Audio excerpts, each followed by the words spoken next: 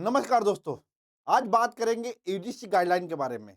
ये वीडियो पूरी तरह से यूजीसी गाइडलाइन के समर्थन में है। यहाँ पर बात होगी 90% और 10% की।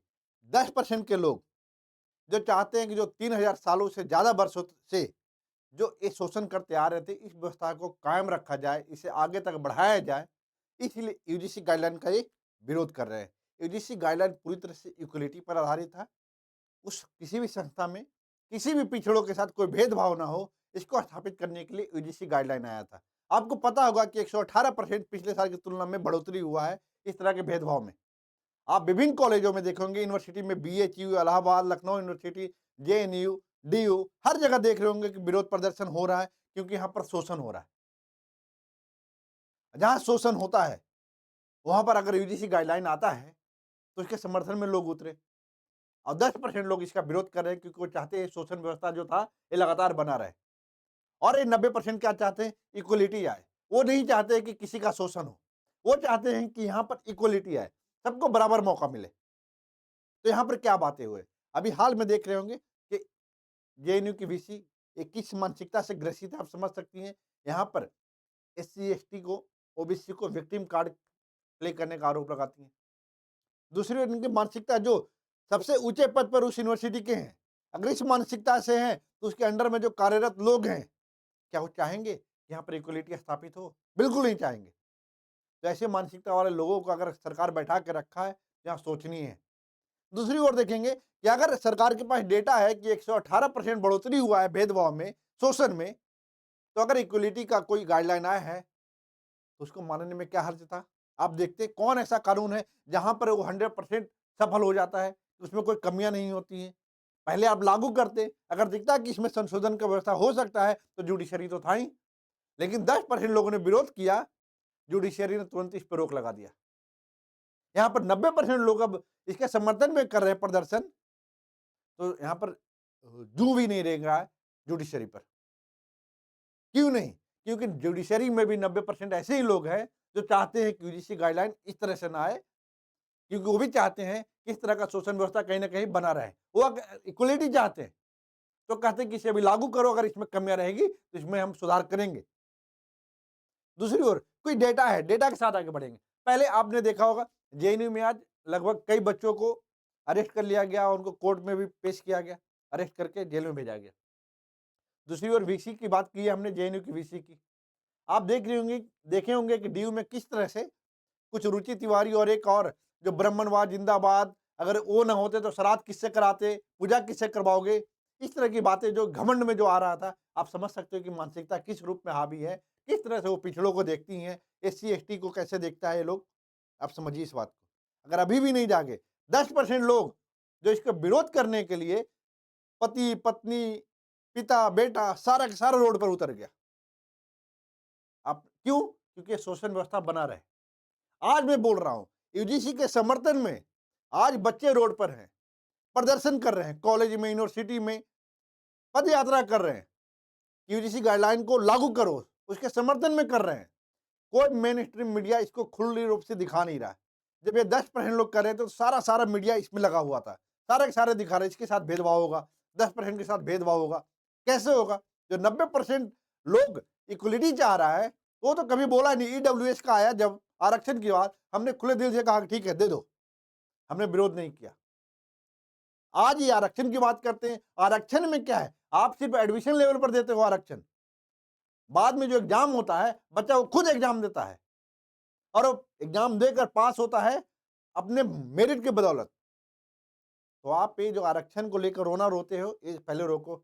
दूसरी ये चीज, आपको दुख इस बात का है कि जिस लोगों को मैंने शोषण किया, जो मेरे बराबर में बैठता नहीं था, जो आवाज कैसे उठा रहा है मेरे सामने। आप कभी चाहते ही नहीं कि बराबरी पर आए। तो एक चीज, एक डेटा दिखाता हूं, वो देख लो। यहाँ पर एक इंडियन एक्सप्रेस का डेटा है।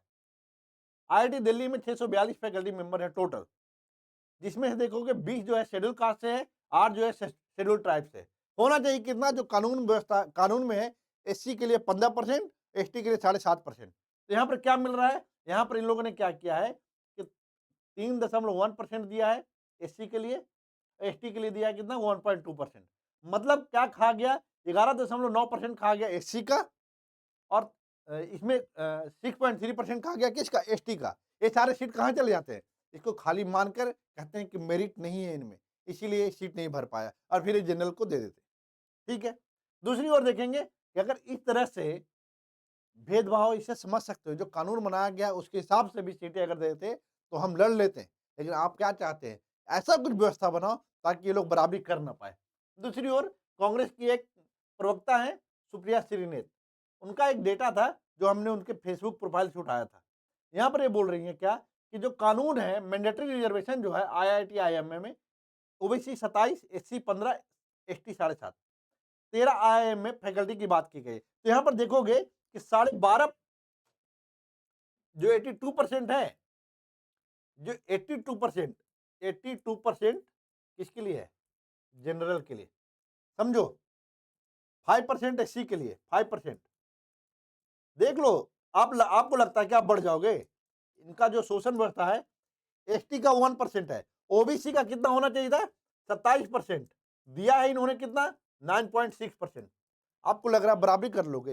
ये पूरी तरह से एक ऐसा जाल बिछा रहे हैं। देखो, एजुकेशन ऐसा ताकत देता है ना हमें, वो कभी नहीं चाहेंगे कि एजुकेशन पाकर इतना ज़्यादा ही ताकतवर हो जाए कि मेरे बराबर बैठ पाए। आप ना पढ़ोगे, कम ऊँचे पद पर रहोगे, तो क्या होगा? वो आराम से शोषण कर पाएँगे। वो चाहते हैं कि प्यून बनकर रहें, छोटे पदों पर रहें, ज़्यादा से ज़्यादा क्या होगा? झाड़ू वाला बन जाए, प्यून बन जाए, ज़्यादा से ज़्यादा क्लर्क बन जाए, इससे ऊपर ना आए। वो कभी नहीं चाहेंगे तुम असिस्टेंट प्रोफेसर बनो, ये कभी नहीं चाहेंगे तुम रिसर्च स्कॉलर बनो। इस तरह की चीज़ें कभी नहीं चाहते। इसीलिए चाह रहे हैं यूजीसी गाइडलाइन वो लागू करवाना नहीं चाह रहे हैं। वो चाह रहे हैं कि इसका विरोध इतना कर दो कि सरकार पर ऐसा हो जाए कि लगे कि सरकार गिर जाए। क्योंकि ब्यूरोक्रेसी में सबसे ज़्यादा यही लोग हैं, जुडिशरी में यही लोग हैं, यूनिवर्सिटीज़ में यही लोग हैं। आप देखोगे बहुत सारे आपने वीडियो देखा होगा जिसमें स्कूल में जो पिछड़े और एससी, एसटी के जो बच्चे होते हैं, उनको जो अपर कास्ट के टीचर होते हैं, वो पढ़ाते नहीं हैं। कहते हैं, "तू पढ़ के क्या करेगा? तू पढ़ के क्या करेगा?" अब आपने देखा होगा किस तरह का भेदभाव होता है। आपने देखा होगा कि एक घड़े का पानी पी लिया, उसको मार कर उसको एक बच्चे को जान से मार दिया उस टीचर ने। तो मानसिकता देख सकते हो। तो यहाँ पर एक डेटा तो मैंने दिखाया कि देख लो, इंडियन एक्सप्रेस का एक डेटा था आईआईटी दिल्ली में 642 में से किस तरह से आपको मिला एक मात्र, जहाँ मिलना चाहिए था 15%, वहाँ मिला आपको 3.1%, जहाँ मिला 7.5%, वहाँ मिला आपको 1.2%। यहाँ हमने दिखा दिया कि जहाँ पर इनको जनरल को मिल 50% मान लेता, 50% भी देते तो मानता कि चलो 50% दिया आपने। और 50% ऐसा थोड़ी है कि ओबीसी या चाहे एससी एसटी में कोई है ही नहीं जो इनके बराबर नहीं आ पाता। चलो मान लिया कि नहीं आता, तो 50% होना चाहिए। आपने पूरा का पूरा भर दिया आईआईटी, आईआईएम में जनरल को ही। एससी का खा गए, एसटी का खा गए, ओबीसी का खा गए, ईडब्ल्यूएस का तुम दे दिए पूरी तरह से। तो इस तरह से तुमने शोषण किया है। व्यवस्था किस तरह से हुआ है? मिंट का एक रिपोर्ट है, देख लो, एक डेटा दिया है। ये मेरा नहीं है, ये सब न्यूज़पेपर का है। देख लो, यहाँ पर कुछ बात की गई है professor, associate professor, assistant professor. हम ऊपर का छोड़ देते हैं, हम असिस्टेंट प्रोफेसर का पहले ले लेते हैं। इसमें टोटल जो पद हैं 11,309 सृजित किए गए। माना गया कि इतना सीट भरना चाहिए। अब जब भरना चाहिए तो इसमें देखो कि जनरल का सीट जो दिया गया 6,285 सीट है। ठीक है कि इतना सीट सैंक्शन है जनरल के लिए। लेकिन इन्होंने भरा कितना? 5,786, लगभग नियर बाई। इसमें मात्र देखो 57-58, 400 सीट कम है। अब दूसरी ओर देखो, एससी के लिए था 13,1370 सीट दिया गया था, कितना सीट असिस्टेंट प्रोफेसर का होना चाहिए। लेकिन दिया कितना इन्होंने? कितना दिया? 1180 असिस्टेंट प्रोफेसर का। ठीक है। दूसरी ओर एसटी का देखोगे 704 सीट में 595 दिया। और जब ओबीसी की बात आएगी, तो 2382 सीट मिला था, इसमें 1838 भरे। ये समझो इस चीज को। अब दूसरी ओर ये देख लो कि किस तरह से ये सीट जो हमें दिया गया है, हम क्या जानते हैं कि भाई 15%, 7.5% और 27% ये रिजर्व है ओबीसी, एससी, एसटी के लिए। लेकिन आप वो भी नहीं दे रहे हो। जब जनरल की भरने की बात आती है तो आप पूरी तरह भर लेते हो। तो ऐसा क्या है? ऐसा तो है नहीं। ठीक है, अगर वो कमजोर भी है तो रिजर्वेशन उसको दो। आने वाला पीढ़ियां कम से कम आएगा, सीखेगा, इससे मोटिवेट होकर और मेहनत करेगा और फिर बराबर करेगा। मान लो कि मेरिट नहीं है, तब भी जो कानून है उसको तो फॉलो करने दो। आप नहीं करने दोगे क्योंकि आपको पता है कि ये अगर बराबरी कर लिए तो आपके लिए दिक्कत होगा। ठीक है? तो आप डर रहे हो। एक कुछ वीडियो दिखाता हूँ, मानसिकता दिखाता हूँ कि किस तरह की इन लोगों का मानसिकता है। पहले ये देख लो, जो हम यूजीसी के समर्थन में जो वीडियो बना है, उसको देखो पहले। ये लल्लन टॉप का है। बुलाते हैं सर, और बुलाने के बाद हमको कहते हैं कि इन दोनों का रूम चेंज करो, ये सांप्रदायिकता करके। I was the topper from my lower caste का है, टॉपर था, फिर भी इसके साथ भेदभाव इसलिए किया गया, मेंटल हैरेसमेंट करने का प्रयास किया जाता है ताकि ये क्लास में अच्छा न कर पाए। सब वर्णों का नहीं, सभी वर्णों का है। क्यों जरूरी था? 3 दिन के प्रदर्शन में 3 दिन के विरोध में वापस लेना पड़ गया क्योंकि यही तो बात बोल रहा है। 10% लोग 3 दिन प्रदर्शन किए, जुडिशरी ने इसको रोक लगा दिया। कम्युनिटी को कुछ राइट्स देते हैं, उनके हक की बात करते हैं, तभी ये मिसयूज की चिंता क्यों है? तभी ये सारे सवाल क्यों आ रहे हैं? जिनके ऊपर दंगे भड़काने का आरोप लगाए गए, तभी वो जेलों में बंद है। हम उमर खली को दे सकते हैं। जब भी शोषितों के लिए कोई भी कानून बनेगा, तभी क्या बोलते हैं कि देखो यहाँ पर मैं ये बोल रहा हूँ, 10% लोग पति पत्नी बाप बेटा सारे के सारे रोड पर उतर है। मैं बता रहा हूं ये 90% लोग छात्र तो प्रदर्शन कर ही रहे हैं। मैं उनके पेरेंट्स से भी कहता हूं कि अगर आने वाले पीढ़ियों को चाहते हैं कि सुखी जीवन जिए, बराबरी से अधिकार के साथ अपने गर्व के साथ जीना चाहता है, तो आपको आज रोड पर उतरना पड़ेगा। रोड पर उतरिए, शांतिपूर्वक उतरिए, इनका साथ दीजिए जिस तरह से इन लोगों ने 10% लोगों ने किया था।